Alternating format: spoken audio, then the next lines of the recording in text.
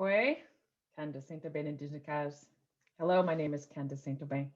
I am honored to be here. Thank you so much. And don't let this exercise machine fool you. While I truly champion exercise and health, I do not use it as often as I should. So I want to start by saying as well, yes, humor is a big part of how I was raised with my grandmothers and my aunties. So I do like to pepper it along all the way when we talk. And my team laid out a bunch of lovely speaking points, which I will put aside and actually talk to you as real people on the other side of my screen, as if we were all together breaking bread, if you will. Thank you very much, Elder Mitchell, for your words and setting the right pace and tone and reflecting back on how far things have come and the true intent and strength that come with educators. And I use educators in both the professional sense that it is here at the table around us, but really how we have learned and we teach and we've learned and taught through time memorial. I also want to thank you very much, Claire Bracoupe, for the lovely song. I love that Simon said you were always on perfect pitch. I am never on perfect pitch, which is why I love to see and want to acknowledge the talents that our communities have and that you share it with us. So thank you very much. Also want to echo the words of the National Chief and that he took the time to speak. And really, again, thank you as educators and administrators of our education system.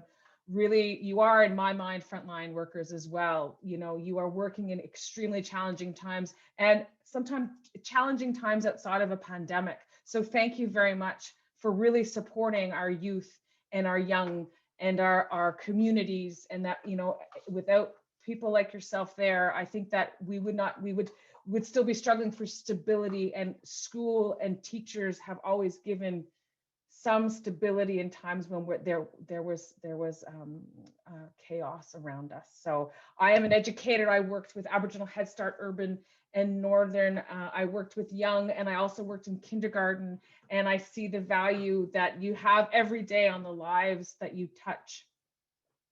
I want to thank you for letting me be here to be a part of this important town hall. I have had the honor and privilege of speaking with Dr. Paulette Tremblay and Simon Bracoupe several times since I've joined the department within the field of education. And I see the passion, the dedication that they bring to this table on this important work, and how they champion the hard work that you do on your behalf to those that they get to speak with and present all the hard work that is going on to really find how best to support the needs of the work that you do day to day to day. Because your days don't end in an 8 to 4. Your days don't run Monday to Friday.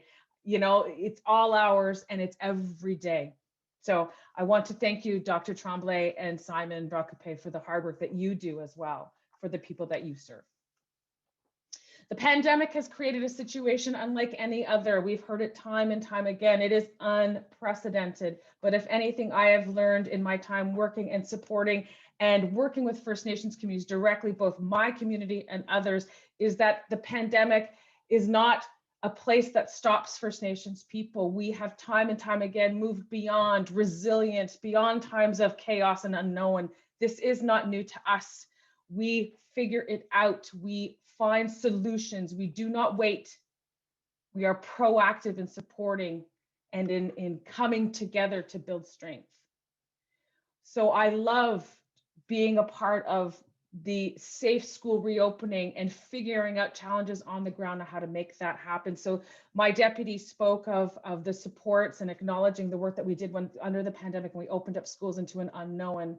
And again, there were investments made, but were they the right investments?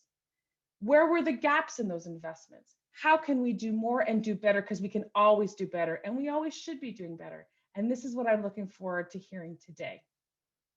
I know from my conversations that we may disagree, but we are not disagreeable.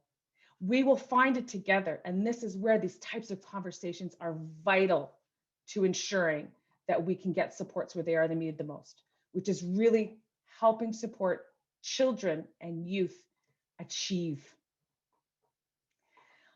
In closing, I will say, you know, I can go on and list. The government of Canada gave $112 million to support the safe school reopening.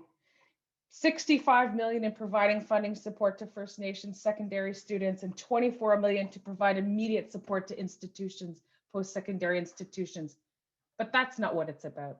It's about the initiative that happened on the ground when funding was made available, because it is not ever enough funding. But yet communities find ways to make it, to change, to support, to protect. And I find that an honor to hear of those stories through town halls such as this. So I want to thank you again, miigwech, for having me here and to asking questions. And I may not have the answers, but I am not someone to stop from trying to find them for you. So if I cannot find you the answers now, do not hesitate to reach out to Dr. Tremblay or Simon Bracupe, because they will find me and they will make sure that I know those vital questions that need to have answers. So with that, thank you again, everybody, for having me here. And I'm really looking forward to hearing the conversation today. And I will not be singing songs. So welcome for that.